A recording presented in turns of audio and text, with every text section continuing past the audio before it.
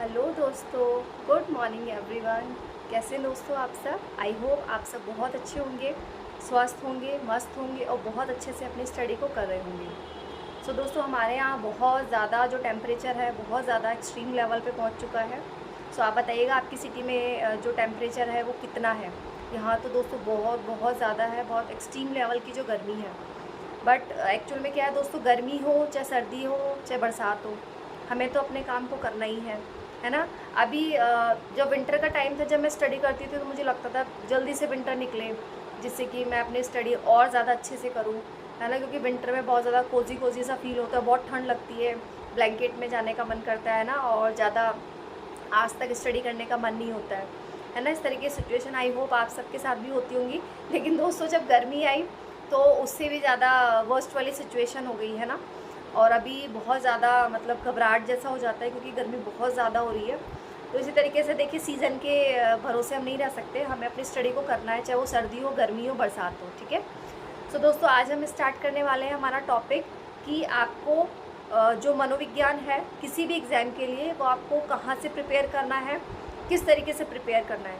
क्योंकि देखिए दोस्तों, जब हम फर्स्ट टाइम किसी की प्रिपरेशन करना स्टार्ट करते हैं तो हमें उतनी ज़्यादा नॉलेज नहीं होती है, और नॉलेज ना होने की वजह से कभी कभी हम जो आते हुए भी चीज़ों को नहीं कर पाते हैं, और हम उतनी अच्छी परफॉर्मेंस नहीं दे पाते हैं ना। सो मेरे साथ जो गलतियाँ हुई, आई होप सो आप सबके साथ ना हो, इसीलिए दोस्तों मैं आप सबके लिए बहुत अच्छा एक वीडियो लेके आई हूँ। सो दोस्तों, जैसे कि आप सबको पता है कि मैं आरपीएससी फर्स्ट ग्रेड और रीट की मैं प्रिपरेशन कर रही हूँ। काफ़ी सारे क्वेश्चंस मुझसे पूछे जाते हैं कि आप दोनों की कैसे कर रहे हो, क्यों कर रहे हो ना। सो देखिए दोस्तों, आरपीएससी फर्स्ट ग्रेड के लिए मुझे अपना जो जीके वाला पोर्शन है वो मुझे पढ़ना पड़ रहा है, मुझे हिंदी इंग्लिश पढ़ना पड़ रहा है, ठीक है, और मुझे मैथ्स भी पढ़ना पड़ रहा है, ठीक है, मुझे साइकोलॉजी भी, मनोविज्ञान भी पढ़ना पड़ रहा है, ठीक है। तो अगर आप देखेंगे कहीं ना कहीं दोस्तों, सारे सब्जेक्ट आपके रीट में भी है ना। इसलिए दोस्तों, और मैं दोनों के लिए एलिजिबल भी हूँ, तो इसीलिए दोस्तों मैं दोनों की ही प्रिपरेशन कर रही हूँ, ठीक है, दोनों को ही साथ में लेके चल रही हूँ, ठीक है। साथ में लेके चलना इन द सेंस कि मुझे रीड के लिए कोई एक्स्ट्रा एफर्ट नहीं लगाने पड़ रहे। सिर्फ थर्ड ग्रेड में जो एक्स्ट्रा पोर्शन है दोस्तों, वो है शिक्षण विद्या, जिसकी मैं बुक ऑलरेडी आपको दिखा चुकी हूँ, ठीक है। सो यहाँ से मैं कर रही हूँ। बाकी आपका साइकोलॉजी है, हिंदी है, इंग्लिश है, ठीक है, वो सारी चीज़ें आपको फर्स्ट ग्रेड के लिए भी करनी पड़ रही है, ठीक है। तो इसीलिए दोस्तों, आज हम डिस्कस करने वाले हैं कि हम कहाँ से अपना मनोविज्ञान है किस तरीके से करें, है ना, जिससे कि हम हर एक एग्ज़ाम में सफल हो सकें। सो दोस्तों, फर्स्ट ऑफ ऑल देखिए, बुक्स की अगर मैं बात करूँ तो देखिए, बुक्स अपने आप में सारी ही अच्छी है। मैं आपको नहीं बोलूँगी कि ये बुक बहुत ज़्यादा अच्छी है, ये कम अच्छी है। हर एक बुक, हर एक ऑथर ने जो भी लिखा है वो बहुत ही बेस्ट से बेस्ट बुक बनाई है, ठीक है। तो बुक के लिए हम किसी के लिए कोई कमेंट नहीं कर सकते, सब अपने आप में अच्छी है, ठीक है। लेकिन देखिए, डिपेंड क्या करता है, अगर मैं किसी सब्जेक्ट को फर्स्ट टाइम पढ़ रही हूँ तो ऑब्वियस सी बात है मुझे डिफ़िकल्ट लगेगा, है ना। लेकिन अगर मैंने अपने किसी सब्जेक्ट को बहुत बार किया हुआ है ना, जैसे कि मैं मनोविज्ञान की बात करूँ तो मैं ऑलरेडी उसको काफ़ी बार पढ़ चुकी हूँ। अब अगर मैं कोई भी बुक पढ़ूंगी तो मुझे वो टॉपिक है, मुझे सब्जेक्ट है, ईजी लगेगा, बस इतनी सी बात है दोस्तों, ठीक है। तो मनोविज्ञान के लिए दोस्तों आप कोई भी बुक प्रेफर कर सकते हैं। अगर मैं अपनी बताऊं तो दोस्तों, ये मेरी रीड के लिए है और ये मेरी फर्स्ट ग्रेड के लिए, दोनों ही प्रभात की बुक है, और मेरे पास ऑलरेडी पहले से थी, ठीक है। पहले मैंने इनको यूज़ नहीं किया था, मुझे नहीं पता था मनोविज्ञान क्या होता है, कैसे होता है, तो अभी मैं इनको काफ़ी अच्छे से यूज़ कर रही हूँ, काफ़ी अच्छे से मैं पढ़ रही हूँ। तो ये दोनों ही प्रभात की बुक है। मुझे इतनी नॉलेज नहीं थी पहले कि कौन सी बुक अच्छी होती है, नहीं होती है, तो मैंने बुक सेलर से पूछा तो उन्होंने मुझे यही प्रेफर की थी, तो मैं ले आई। दोस्तों, इसमें मुझे एक्चुअली में फ़र्स्ट टाइम देखिए, आप रीड करेंगे तो आप रीडिंग के पर्पज़ से करिए, क्योंकि आप फर्स्ट टाइम में मत सोचिए कि आपको समझ में आ जाएगा, है ना। फर्स्ट टाइम सिर्फ आप रीडिंग लगाइए, जस्ट लाइक आप न्यूज़पेपर पढ़ते हैं, ठीक है। तो उसको मैंने फर्स्ट टाइम रीडिंग करने के बाद जैसे जैसे जितनी बार मैंने उसको पढ़ा दोस्तों, उतनी बार ही मुझे समझ में आने लगी, है ना। अभी जो मैं बात करूँ तो ये सेकेंड या थर्ड टाइम मैं पढ़ रही हूँ, मतलब वन टाइम मैं पहले पढ़ चुकी हूँ, ठीक है, थोड़ा बहुत पढ़ा था, सारे चैप्टर्स नहीं किए थे, और अभी मैंने स्टार्ट किया है, मतलब कर चुकी हूँ अभी भी कंप्लीट। तो हार्डली 2 या 3 टाइम मैंने इसको पढ़ा है। अभी मुझे इसको क्वेश्चन समझ में आने लगे हैं, अभी मुझे लर्न होने लगा है ना। तो डिपेंड करता है कि आप उसको कितनी बार पढ़ रहे हैं, है ना दोस्तों। तो जैसे जैसे आप उसको पढ़ते रहेंगे वैसे वैसे आपको समझ में आने लगेगा, और टोटली बेस्ड है बच्चों पे, है ना। बच्चों की जो साइकोलॉजी है, बच्चों की जो एक बोला जाए कि किस तरीके से उनका विकास होता है, किस तरीके से उनकी जो उपलब्धि है, ठीक है, और कौन सी अवधारणा है, कौन से इनके जो भी बहुत सारी चीज़ें हैं, तो इसी तरीके से वो सारी चीज़ें जैसे जैसे हम पढ़ते रहेंगे वैसे वैसे हमें वो याद होने लगेंगी, ठीक है। वो हर एक सब्जेक्ट का रूल है, पर्टिकुलर मनोविज्ञान का नहीं है। जीके भी हमारे साथ सेम यही होता है, जिस सब्जेक्ट को हम जितनी ज़्यादा बार करते हैं उतनी ज़्यादा बार हमें वो समझ में आने लगता है और उतनी ज़्यादा बार हमें वो लर्न होने लगता है। इसलिए बोला जाता है कि आपको मल्टीपल टाइम रिवीजन करना है, ठीक है। इसके अलावा दोस्तों मेरे पास एक ये दिशा की बुक है मनोविज्ञान की 2020। इसमें अभी तक टीचिंग एग्जाम में जितने भी आपके क्वेश्चंस आ चुके हैं, आप देख पा रहे होंगे जितने भी क्वेश्चन आ चुके हैं, फर्स्ट ग्रेड, सेकंड ग्रेड, और आपका रीट है, एनटीटी है, पीटीआई है, ठीक है। तो इन एक है आपका एचएम पुस्तकालय अध्यक्ष है, ठीक है। तो मतलब टॉपिक वाइज इसमें सारे ही क्वेश्चंस अवेलेबल है ना। अब देखिए, अगर कोई क्वेश्चन किसी एग्जाम में पूछा जा रहा है दैट मीन्स वो इम्पॉर्टेंट है ना। एक आप देख रहे हैं कलेक्शन ऑफ क्वेश्चन जो आपको इन बुक्स में मिलेगा, ठीक है। इसमें चैप्टर के बाद में आपको काफ़ी सारे क्वेश्चंस गिवन है ना, वो आपकी प्रैक्टिस हो जाएगी। उसके बाद आप पर्टिकुलर चैप्टर के जो कलेक्शन ऑफ क्वेश्चंस है जो ऑलरेडी एग्जाम में पूछे गए हैं, तो आपका बहुत अच्छा वाला रिवीजन हो जाएगा दोस्तों। और मतलब आपका जो फोकस है उस पर्टिकुलर क्वेश्चन पे जाएगा कि हाँ ये इंपॉर्टेंट है, कि इस एग्जाम में पूछा गया है, दैट मीन्स ये बहुत ज़्यादा इंपॉर्टेंट है ना। क्योंकि इसमें क्वेश्चन के सामने लिखा भी है कि किस ईयर में किस आपके एग्जाम में पूछा गया है। इससे आपको कहीं ना कहीं अंदाज़ा हो जाता है कि वो कितना ज़्यादा इंपॉर्टेंट है, कितना ज़्यादा इंपॉर्टेंट नहीं है ना। जैसे कि हम देखते हैं, मैं अपना बताती हूँ, अगर किसी क्वेश्चन के आगे 2 to 3 अगर आपका एग्जाम के नेम गिवन है, जस्ट लाइक आपका रीट हो गया, आपका आरपीएससी फर्स्ट ग्रेड हो गया, आपका पीटीआई हो गया, तो समझ में आ जाता है कि हाँ ये बहुत ज़्यादा इंपॉर्टेंट है ना, ये काफ़ी सारे एग्जाम्स में पूछा गया है। तो इसी तरीके से दोस्तों हमें एक अंदाज़ा हो जाता है। तो इसी तरीके से जब हम बार बार इसको पढ़ते रहेंगे और आप साथ में आपकी चॉइस है, अगर आप करना चाहें तो, मुझे पर्सनली अच्छा लगा इसलिए मैंने ख़रीदी है, तो आपका बहुत अच्छा रिवीजन इससे हो सकता है और आप अपनी तैयारी को दोस्तों बहुत ही सॉलिड तरीके से कर सकते हैं, बहुत ही अच्छे तरीके से कर सकते हैं, है ना। इसके अलावा दोस्तों अगर आप चाहें तो आप नोट्स भी प्रिपेयर कर सकते हैं, ठीक है। क्योंकि मैंने जैसे आपको बताया कि मेरे पास उतना टाइम नहीं है कि मैं हर एक पर्टिकुलर सब्जेक्ट का नोट्स बनाऊँ। मेरे पास मुझे जिस सब्जेक्ट के लिए रिक्वायर्ड है मैं उसी सब्जेक्ट के लिए नोट्स बनाती हूँ। मैं हर एक सब्जेक्ट का नोट्स दोस्तों नहीं बना पाती, मुझे इतना टाइम नहीं मिल पाता है, लेकिन अगर आपके पास टाइम है तो आप नोट्स बना सकते हैं, ठीक है दोस्तों। सो ये बात थी हमारी मनोविज्ञान की। और काफ़ी सारे क्वेश्चंस मुझसे पूछे जा रहे हैं कि मेरा कितना सिलेबस हो गया है। सो दोस्तों अगर मैं सिलेबस की बात करूं तो मेरा जो इतिहास, कला, संस्कृति वाला पोर्शन है ये मैं डिस्कस कर चुकी हूँ। ये वाला जो मेरा पोर्शन है वो 2 to 3 टाइम मैं कर चुकी हूँ। अभी बस मेरा एक फोकस है कि मैं इसका रिवीजन करूँ, है ना, क्योंकि बहुत सारे क्वेश्चंस लर्न नहीं हो पाते हैं, है ना। तो जब आप मल्टीपल टाइम रिवीजन करते हैं तो आपको कुछ क्वेश्चंस आपको लर्न होने लगते हैं स्लोली। तो बस अभी इसका रिवीजन चल रहा है। हाल फिलहाल मैं इसको अभी नहीं कर रही हूँ कुछ दिनों से, क्योंकि मेरे पास ऑलरेडी बहुत सारे सब्जेक्ट हैं जो मेरे छूटे हुए हैं। तो मैं सोच रही हूँ कि पहले उनको कंप्लीट कर लूँ, बीच बीच में इसका रिवीजन कर लेती हूँ। कभी मैं इसका संडे को MCQs कर लेती हूँ, कभी मेरे पास नाइट में जब एक्स्ट्रा टाइम होता है तो मैं इसके MCQs को सॉल्व कर लेती हूँ। इसके अलावा दोस्तों मेरा मनोविज्ञान कंप्लीट हो चुका है ना, 1 टाइम ओनली। इसके अलावा दोस्तों भूगोल मैंने सिर्फ 1 टाइम अपना कंप्लीट किया है, उसका रिवीजन वगैरह कुछ भी नहीं किया है, बस वो 1 टाइम मैंने कंप्लीट किया है।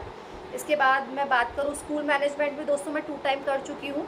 अभी मैं उसके नोट्स वगैरह प्रिपेयर कर रही हूँ, जैसे मैंने आपको बताया शॉर्ट नोट्स बना रही हूँ, और जो ज़्यादा मैटर है वो मैं बुक से ही करूँगी। बस जो छोटे छोटे मैटर है जो मुझे कन्फ्यूज़न होती है, मैं भूल जाती हूँ, वो मैं नोट्स के थ्रू प्रिपेयर करूँगी।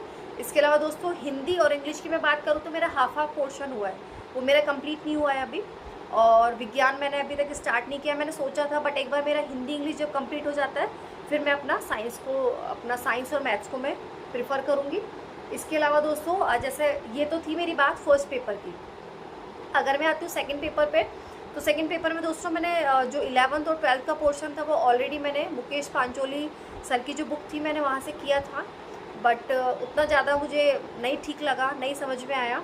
तो अभी जैसे मैंने आपको बता रखा है कि मैंने कोर्स लिया है कबीरा एजुकेशन से, तो अभी मैं वहाँ से कर रही हूँ और सर बहुत अच्छा पढ़ा रहे हैं, मुझे बहुत मज़ा आ रहा है पढ़ के। एक तो मेरा सब्जेक्ट है, सर छोटी छोटी चीज़ों को इतने अच्छे से क्लियर करवा रहे हैं। बेसिकली जो इकोनॉमिक्स है, जो अकाउंटेंसी है, मतलब बहुत छोटी छोटी चीज़ें थी जो हमें प्रीवियस टाइम में उनमें बहुत ज़्यादा कन्फ्यूज़न था, बस एक पास होने के पर्पज़ से हमने उनको रट लिया और हमने एग्ज़ाम दे दिया। लेकिन अभी वो छोटी छोटी चीज़ों को बहुत अच्छे तरीके से क्लियर करवा लें। जैसे कि अभी वो डिमांड एक चैप्टर मतलब करवा चुके हैं, बट अभी मैं वो कर रही हूँ क्योंकि उनका 25 मई को अभी कुछ उन्होंने टॉपिक्स अनाउंस किए हैं, तो उनका टेस्ट है। तो देखिए मैंने इस तरीके से मेरा ये रजिस्टर है कॉमर्स का, जिसमें मैं अपने आपको दिखा देती हूँ नोट्स बना रही हूँ।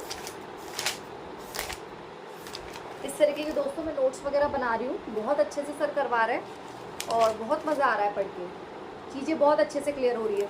सो दोस्तों यहाँ पे मैंने क्या किया है, जो भी अभी 25 मैंने लिख भी लिया है, 25 मई को जो टेस्ट होने वाला है उसके टॉपिक सर पहले अनाउंस कर देते हैं, है ना।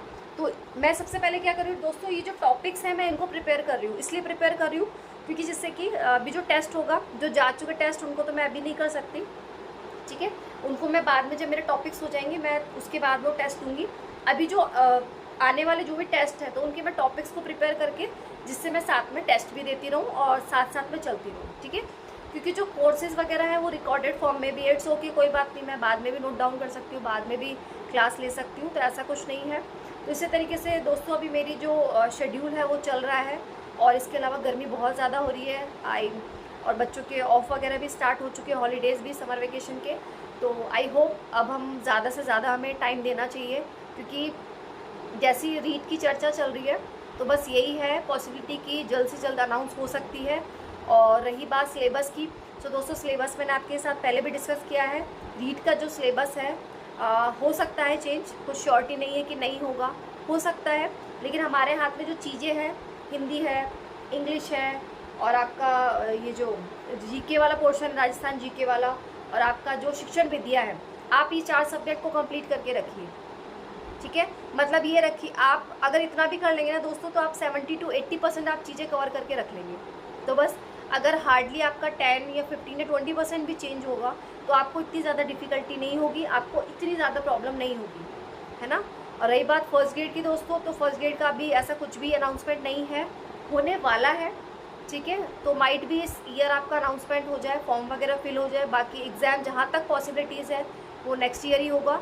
तो हमारे पास बहुत अच्छा चांस है, हमारे पास एक तरीके से गोल्डन अपॉर्चुनिटी है फ्रेंड्स। तो हमें बहुत अच्छे तरीके से यूज़ करना है और जितना ज़्यादा हो सके दोस्तों अपने आप को डिवोट कर दो, ठीक है। जस्ट लाइक हम बाकी चीज़ों में भी तो डिवोट करते हैं खुद को, किसी के यहाँ फंक्शन होता है, किसी के यहाँ शादी होती है, किसी की बर्थडे पार्टी होती है, तो हम खुद को झोंक देते हैं, है ना। कोई फेस्टिवल वगैरह होता है तो बस आप अपने जो एग्ज़ाम है इनको एज अ फेस्टिवल ही मानिए, है ना। अब ये आपका जो फेस्टिवल है वो जब भी कंप्लीट होगा जब आपके एग्ज़ाम हो जाएंगे, जब आपका सिलेक्शन हो जाएगा, ठीक है दोस्तों। तो बिना चीज़ों की परवाह किए, बिना लोगों की परवाह किए, नेगेटिविटी को साइड में रख के, क्या आपके साथ चल रहा है या नहीं चल रहा है आपकी लाइफ में, आप परेशान है या नहीं है, गर्मी है, सर्दी है, जो भी है, हारी बीमारी, दुख तकलीफ, उन सारी चीज़ों को साइड में रख दीजिए, ठीक है। आप बस 1 साल अपने आप को दीजिए कि 1 साल मुझे सिर्फ और सिर्फ पढ़ाई करनी है ना। और पढ़ाई नहीं करनी, मुझे सिलेक्शन लेना है। बस सोते जागते उठते बैठते ये जुनून अपने आप में रखिए। आपकी जो दोस्तों जुनून है कि मुझे सरकारी नौकरी लेके रहनी है, मुझे जैसे भी करके लेना है, तो अब मैं डैम श्योर हूँ दोस्तों, मैं यकीन मानिए आप डेफिनेटली ले पाएंगे, है ना। लेकिन खुद के अंदर जुनून होना चाहिए। ऐसा नहीं मुझे तैयारी करनी है, मुझे जॉब लेनी है और आप मस्ती कर रहे हो और मोबाइल चला रहे हो, आप टाइम वेस्ट कर रहे हो, तो ऐसे दोस्तों ऐसे नहीं मिलती जॉब, है ना। खुद को झोंकना पड़ता है बहुत ज़्यादा ऑल टाइम। मतलब मैं अपनी बताऊँ दोस्तों, मतलब मैं खा रही हूँ, सो रही हूँ, कुछ भी काम कर रही हूँ, मेरा ऑल टाइम बस मेरा चलता है कि मुझे पढ़ना है। मैं कहाँ से टाइम निकालूँ, मैं किस टाइम नोट्स बना लूँ, मुझे ये सब्जेक्ट भी करना है, मुझे वो सब्जेक्ट भी करना है, मुझे तो इस तरीके की चीज़ें होनी चाहिए आपके, है ना। और रही बात देखिए परेशानियों की, वो साथ में चलती रहेंगी, तो आप उनको इतना ज़्यादा प्रेफरेंस मत दीजिए, आप अपनी स्टडी को प्रेफरेंस दीजिए, ठीक है। और ये जो टाइम है ये हम फीमेल के लिए बहुत अच्छा टाइम है, क्योंकि अभी हमारे बच्चे स्कूल नहीं जा रहे हैं, तो आप अपने मायके वगैरह जा सकते हैं या आप किसी को बुला सकते हैं वहाँ से, ठीक है। आपके बच्चे वगैरह को वो सब देख लेंगे और आप अपनी स्टडी को बहुत अच्छा टाइम दे सकते हैं। आप मतलब अभी मई चल रहा है, आज है आपका 17 मई, तो 17 मई से, और अगर मैं बात करूँ जून, तो ऑलमोस्ट आपके पास 43 अराउंड 43 या 45 डेज़ है। तो 45 या 43 डेज़ में आप अच्छे से अपना सिलेबस को कंप्लीट करके रख दीजिए। एक बार जितना भी सिलेबस है उसको एक बार कंप्लीट करके रख दीजिए। आई नो कि पॉसिबल नहीं है, मैं इसलिए बोल रही हूँ क्योंकि ऑलरेडी आप पहले से स्टार्ट आपने किया हुआ है, तो एटलीस्ट कुछ पोर्शन तो आप कर चुके होंगे। तो बचा कुछ जो पोर्शन है वो आप अपने 43 या 40 या 45 जो भी डेज़ है उसमें आप अपना कंप्लीट करके रख लीजिए, ठीक है। उसके बाद क्या होगा, जब बच्चों की स्कूल ओपन होंगे, जब आपका शेड्यूल थोड़ा सा बिजी हो जाएगा, तो उस टाइम आपको इतनी ज़्यादा प्रॉब्लम नहीं होगी। उस टाइम आप क्या रहेगा, चलते फिरते आप अपना रिवीजन कर लेंगे, है ना। आप टॉपिक्स को फटाफट से आप रीड कर लेंगे, आपको इतनी ज़्यादा डिफिकल्टी नहीं होगी उसको अंडरस्टैंड करने में, ठीक है दोस्तों। तो आई होप ये सारी इन्फॉर्मेशन आप सबके लिए बहुत ज़्यादा यूज़फुल रही होंगी और आप सबको मेरे जो ब्लॉग्स हैं दोस्तों मोटिवेट कर रहे होंगे। दोस्तों कल के लिए क्षमा चाहूँगी, एक्चुअल में कल मैं धूप पे बहुत ज़्यादा मतलब मैं अपनी क्लास लेने के लिए जा रही थी और जब मैं वंश को ड्रॉप करके मैं अपनी क्लास के लिए जा रही थी तो बीच में एक फाटक आता है, तो वहाँ फाटक पे 2 क्रॉसिंग थी। तो वहाँ क्रॉसिंग में एक्चुअल में मैं 15 से 20 मिनट आई थिंक खड़ी रह गई थी, तो मुझे बहुत ज़्यादा मतलब धूप लग गई थी और मतलब मेरी हालत बहुत ज़्यादा ख़राब हो गई थी, मुझे चक्कर जैसा हो रहा था, ऐसा लग रहा था फीवर हो रहा है। तो इसी वजह से मैं अपना जो कल ब्लॉग था वो ना मैं बना पाई ना मैं अपलोड कर पाई। ठीक है दोस्तों, अभी मेरे जो ब्लॉग्स हैं वो कंटिन्यूसली आपको मिलते रहेंगे और जैसे कि आपको पता है कि एग्ज़ाम पास आने वाला है तो दोस्तों मैं कोशिश करूँगी कि बहुत अच्छे अच्छे जो ब्लॉग्स मैं आप सबके लिए लाती रहूँ। सो दोस्तों इसी तरीके से मेरे ब्लॉग्स में बने रहिए, ज़्यादा से ज़्यादा लाइक करिए, सब्सक्राइब करिए, शेयर करिए दोस्तों। जय Shri Ram, thank you so much.